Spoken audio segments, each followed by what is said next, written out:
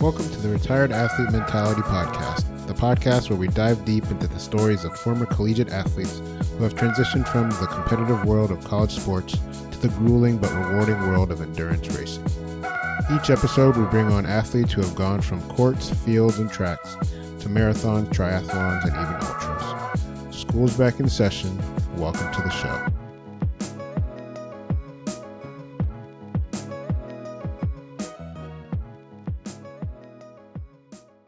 What's up, y'all? Welcome to the Retired Athlete Mentality Podcast. I'm your host from Running State University, and on this episode, we have Yasmine Mansi from the University of Michigan. While at Michigan, she competed at track and field, cross country, where she ran the 800, 1500, and mile. She finished her career as an 8-time academic All-Big Ten with stellar personal bests in her events. Currently, she is training for her first marathon, all while leading a nonprofit called the Sun Bundle that she started while at Michigan. Yasmin, let's talk about your retired athlete mentality. How have you been? I've been good. It's definitely weird being a retired athlete, considering I've been an athlete for like 12 years of my life. So it's definitely That's an right. interesting adjustment. Yeah. Yeah, we have to, at some point, hang up the cleats, but you and like many of us have transitioned to endurance sports. But before we get there, we'll talk about your time leading up to getting to Michigan. And so can you tell us a little bit about how you got recruited to go play at Michigan? Yeah, absolutely. So a little background about me is that I did not want to be a runner when I first started. I loved soccer so much and I played it, middle school, early high school. And my goal was to play soccer in college. Then I quickly realized, I was getting track coaches coming to our games and I'm like, man, like, they really want me to run track, but I was like, nah, because I love the community of soccer and it was just the moment. But when I tried running track for the first time, I really saw I had a knack for it. And that's when I started performing and getting recruited and all that in high school. I did run track. 2019 was like, right before COVID. And then 2020 was recruiting season. And obviously COVID-19, our favorite disease ever.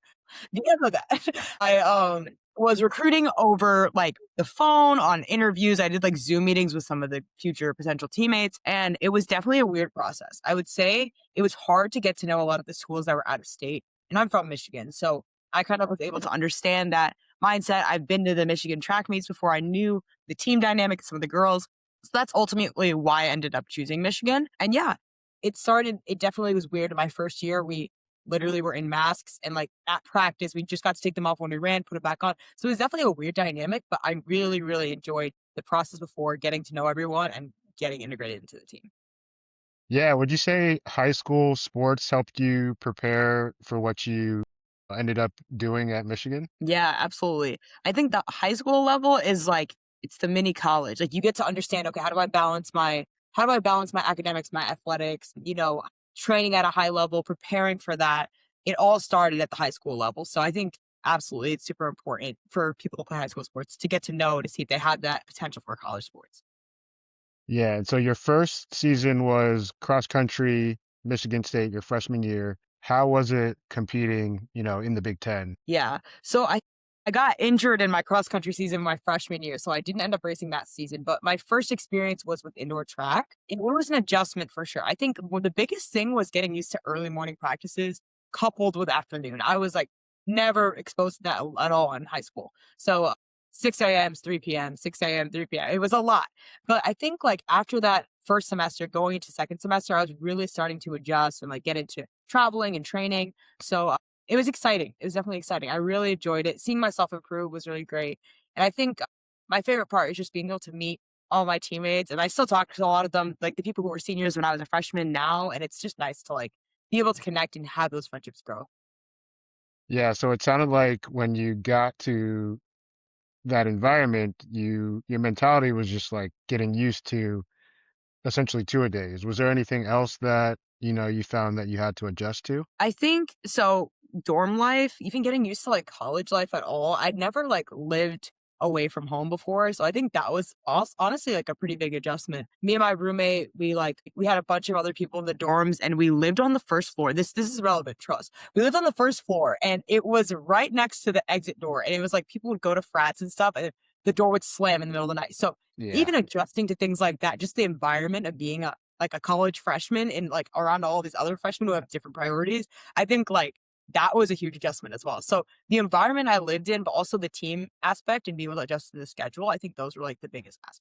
Yeah, and it was nice because you had your team to do it with you. And so you've been doing it for 4 years. What was it like training throughout the time that you were at Michigan? Yeah. I think the biggest adjustment and honestly like the biggest thing about college training is that you work with people who are at your level. And I think in high school, like honestly, I would train with the guys team sometimes or just not have people to train with or maybe like one or two people to train with. So I think like when everyone around you is like has the same mindset, the same training and same like goals, it's really nice to be able to like work in with them, have like similar, thoughts about our training. So that was definitely something I really noticed about college training. And yeah, I think it was definitely just like more intense for sure. A lot more speed, a lot more hamstring, preventative injury stuff, keeping it healthy. You have to really focus Yeah. on like, okay, why are electrolytes important? Because never noticed that in high school, but now that I'm at a high level, I got to work on my health more, all that stuff. So I think there was a lot of like health and wellness and additionally performance like adjustments that had to take place.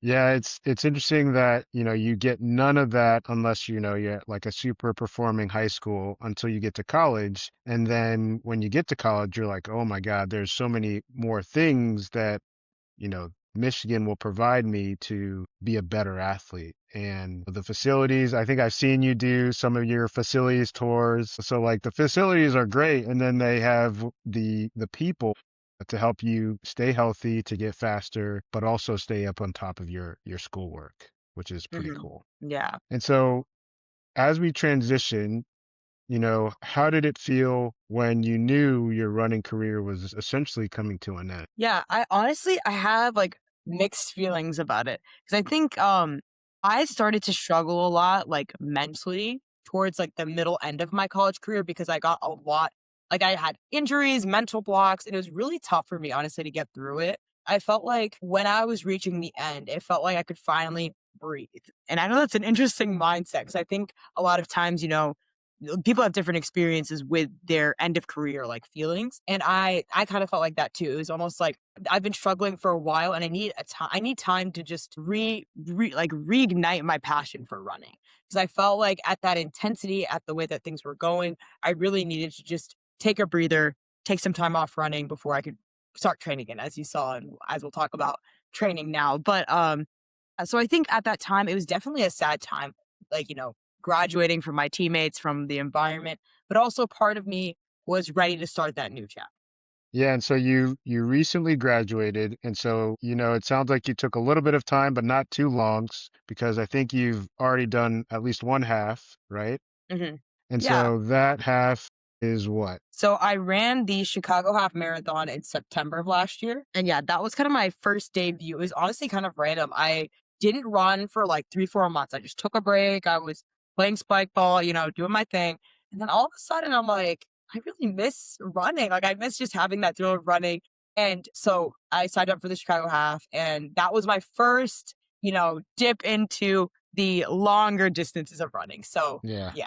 Yeah, and so the longer distances, I consider, to be honest, I consider the mile, 1500, the 800, I still consider those sprints. And so for the most part, you're just getting into half marathons, but you took a little break, and so you just needed the love of running back in your life, which is why you signed up for that half. And did you feel that in that half you were mentally as competitive as you were in college? I don't think yet. I don't think I'm there yet. I think at that point, I really just wanted to have fun with it and have a different mindset about it. 'Cause in college, it was always performance, times, places. And I think for this, it was the first time I'm like, I'm going to just run this for myself. And I think that was like definitely different. I could have, trained really hard, looked for that like exact time. But I think what I was mainly looking for was like feeling that sense of community, training, having an end goal. That's really what I was looking for is like that purpose for running. So I think even like now, like this year, I'm training for my first full marathon. It's kind of similarly taking it with one step at a time. I think I'm going to look more at like time goals and competitiveness like later on. But this year, I'm really focusing on just, experimenting with those distances and seeing how I feel. Yeah, that's awesome. I think, when you're just jumping into endurance racing, for me, I didn't know what I was getting into. So it was nice just kind of learning along the way and figuring it out, as I got into a longer distance. And Mhm. so we're getting into it now, but what race are you signed up for the marathon? So I am signed up for the Detroit Free Press, and that one is, I believe, October. The funny thing is, I actually did also sign up for the New York Marathon. I don't know what's going to happen with that. That's Fingers a crossed. I don't even know if I want to cross my fingers because it's 2 weeks after the Detroit Free Press. So I have Yeah. literally, first of all, never ran a marathon. Second of all, never ran a marathon with 2 weeks in between. So I'm a little nervous if I get that charity bid. But we're gonna just leave the fingers like this. We're not crossing them. We're not. Let's see what happens. Yeah, we'll see what happens. Honestly, I hope you get it just so I can see how that goes for you. But yeah, that would be cool to do. So that would be tough, but a really cool experience to do both of those. Any reason why you picked the first one? The Detroit Free Press, it's my home marathon. So I live like Okay. half an hour from Detroit. Yeah. And I went and spectated this year and I saw the community and I saw, oh my gosh, you get to cross the border and go to Canada and come back. Isn't that crazy? Because the border is like next to Detroit. So you get to Yeah. go across the bridge under the tunnel. I'm like, that's sick. I'm doing it. Even if I like pass out from the tunnel, it's all good.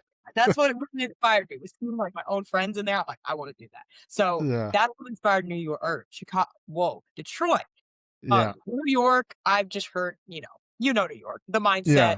I've Yeah. heard everything about just like biggest marathon of the world, like all this hype, all that. So I'm like, someone told me like you don't even need headphones for it. It's just the vibes. And I'm like, that is all I needed to hear. Let me, where's the sign up sheet? So, that's kind of those two races why I chose them. Yeah, that'll be fun. The big thing is don't get hurt, stay healthy, right? And it's funny because you probably already know what it takes to take care of your body because you've been through 4 years of that and you had to go through injuries. And Hmm. so it's important, when we get through a training block that, injuries may arise and that me myself, have to take the time to take care of myself and sometimes I forget to do that and, it shows up. Hmm. But yeah, and so how would you say training is going so far? So far, so good. I have my first half on May 3rd, and that's the Toronto half. So my training starts literally like in a few weeks for that one. And honestly, it's been going pretty well. I think it's like a very interesting adjustment to like run on your own as opposed to with a team. Like I kind of like my run club's taking a break. Everyone's taking a break. I'm like, guys, we got to bring it back because I only got a few weeks. So it's definitely interesting getting up in the morning, running on my own. But it's been going well. I'm excited to actually get into like the thick of it in a few weeks. Yeah, I hope it goes well. Yeah, so it sounds like you do kind of a combination of by yourself and with a run group. Is it local to you? Yeah, there's one that I run in Detroit, and then there's also like I run with my teammates on the off season, so during the summer, because a lot of them are from Michigan, so I'll run with them. And yeah, typically, just get some people together who I'm familiar with, run with the run club. It's nice. Yeah, and are you guys all in the same plan to do the same race, or is it something that you've put together by yourself? Yeah, a lot of us are on similar plans. They're actually following. I'm supposed to write the plan like in this week for everyone. So we're gonna all try to follow it together. But yeah, a lot of the run club is signed up for the trip request. Yeah, that's cool. And so what experience do you have putting a plan together for a marathon? I want to say it's literally from my watch, so I don't even know Yeah. how much I don't have any particular plans. One of my high school coach, or no, not high school. One of my college teammates, he is a half marathon coach, so he's been helping a little bit with that as well. But honestly, given I'm not looking for a super competitive time at this point, I've been sticking to more like, mileage, zone two, nothing too crazy. But I think when I do get into more competitive, I will look for more coaching prospects and that sort of thing. Yeah, it's always nice to have the one friend that you can count on to tell you where you're going on and off and someone that's already done marathons and half marathons. So that's cool that you have someone that you can kind of relate to when it comes to running races. Hmm.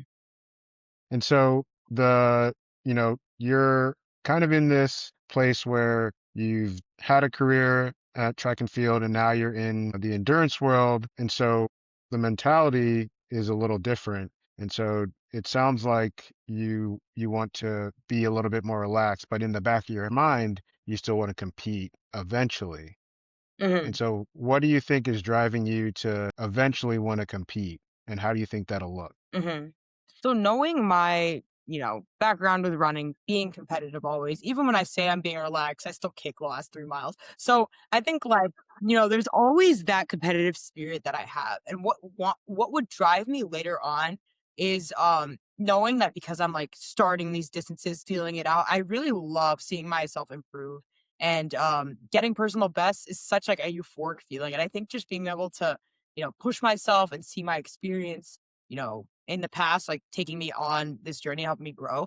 I want to use that because, I used to be D1. So I'm like, let's use that experience and try to do the best that we can. I also think something else that's motivating me is I kind of like what I want to do now is be a motivation for other Muslim runners, other Muslim women. So I think like something that is inspiring me to be more competitive is just being able to shine a light on that competitive spirit while also representing my faith. So I think that's another thing that also inspires me. Yeah, that's an awesome mentality to have. When you shine, others see that shine. And so it's important to do your best because you don't know who's watching. You wanna make sure it's your best foot forward so that maybe someone else is inspired that looks like you or talks like you, that Mhm. maybe want to be like you. So that's awesome. And I really like to see that with, anybody who's got the motivation to succeed. Mhm. Yeah, absolutely. And so, you're still doing a training plan right now. You're getting into it. What has been the biggest surprise that you've seen as you transition into this new life of endurance running? Mhm. I think there's always that drive for speed that surprised me because I went to the track and just, like, was doing some strides the other day, and I'm like, "Wow." Like, I honestly haven't done that in a while, and I'm like, even though I'm endurance training, like, that feeling of being fast and running fast, like, I love it. So I think that shocked me because I didn't think I would feel that again just training for something that's really long distance. And yeah, like, I think the biggest thing also is, like, you need to have gels and goos and actually take care of your body a lot more the more you run. So that's something I'm still figuring out. I haven't even hit a 20 miler yet on the training. So that's going to be exciting to get into that and see how that shapes me, how that works. Yeah, it'll be fun. I'll tell you that I'm in high school. I ran track, and I was a 400 and below. But when you have a 400 day in marathon training, it's like the best feeling because you're back to running quicker. But you're still running those 400s like you're back on the track. So it is nice being back in your element with a little bit of speed. Yeah, definitely. And so, it seems like your life is super busy, right? So you started a nonprofit, and it is, part of your life now. So what is that nonprofit, and can you tell us a little bit about? Yeah, absolutely. So, the Sun Bundle is named my nonprofit. We're showing the promo. That's that logo. But There we anyway, go. so I started the Sun Bundle when I was a sophomore, and it's essentially a 501(c)(3) nonprofit that collects excess athletic equipment, whether that's sneakers, shoes, other athletic footwear, collects it from student athletes, from athletic equipment managers, retail partners, and redistributes it for underserved communities. So something I noticed during my time at Michigan was I got a ton of gear that went to waste. And it was a huge like realization for me. I'm like, wow, like there's a whole lot. At first I asked other teammates, like, what do you do when you have too much? They're like family, friends, goodwill. But I didn't find an organization that directly donated that stuff to people who needed it in my community. So I really like wanted to be able to connect that gear and create an organization that works on a chapter level where it can do that at other universities too. So yeah, I right now I'm doing that full time. So I created the business, back in I think it was 2022, and now no 2023. Sorry, back in 2023, and we started fundraising this year. We're kind of filling out our budget. We're looking to create a scalable model, and there's a lot going on now with Sun Bundle and how we're trying to grow it.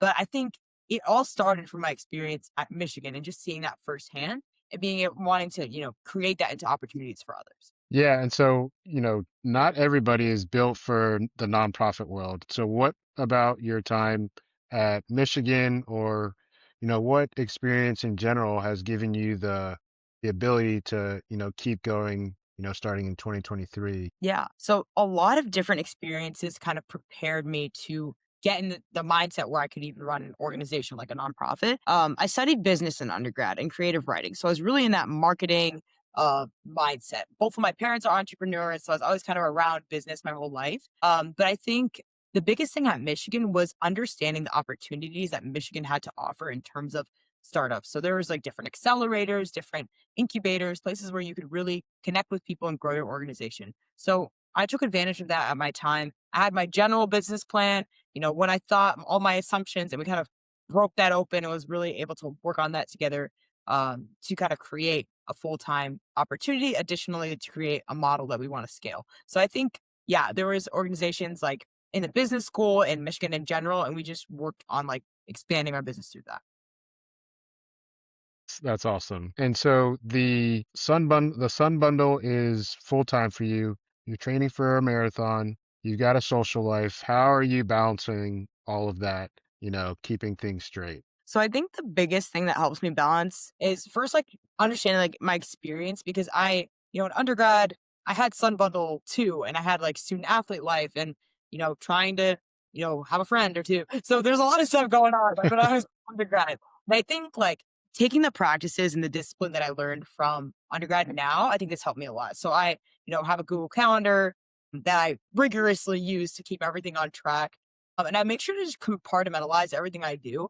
I think it's really overwhelming to, put on all these different hats and try to be all these different people at once. But I think, okay, at this time of day, I'm going to work on nonprofit stuff. This time, I'm going to edit videos. This time, I'm going to be with my friends. I think just being able to keep those compartments separated and make sure they don't overlap too much, it's really helped me just stay sane when working on everything and be able to just, be successful with all the different aspects.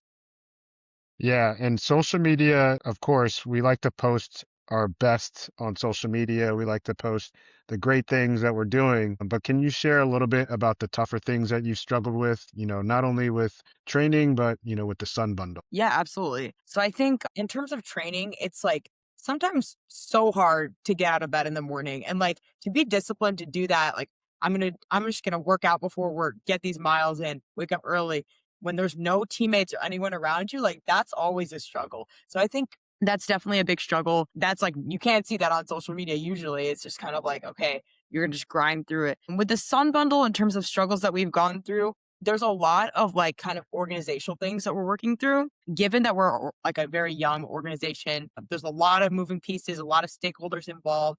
It sometimes gets overwhelming when we, have new ideas and we want to balance that with what we're currently doing. And I think like just in terms of management and burnout, like that's something that we are working through. But yeah, like I think we're just combating that by making sure to just stay on top of things the best we can, and just taking time for ourselves and everything self care. So I think there's a lot of ways that we're kind of going about specifically for the organization dealing with like different moving pieces. But yeah. Yeah, and how many people are leading the organization? So I can talk a little bit about how it's structured, but basically there's two full-time employees, but we have a board of directors above us, about four of them. And then underneath there's two different student chapters with 5 to 7 students each. So there's a lot of people who are in the ecosystem who help with it. But yeah, so like we're kind of all working together. I say we, and I'm talking about all those people at once. Yeah. Yeah, that's awesome. And so do you see yourself branching out to other schools? That is the goal. So we want to create, hopefully by the end of this year or early next, we want to have a model we can bring to the other Big Ten schools to start.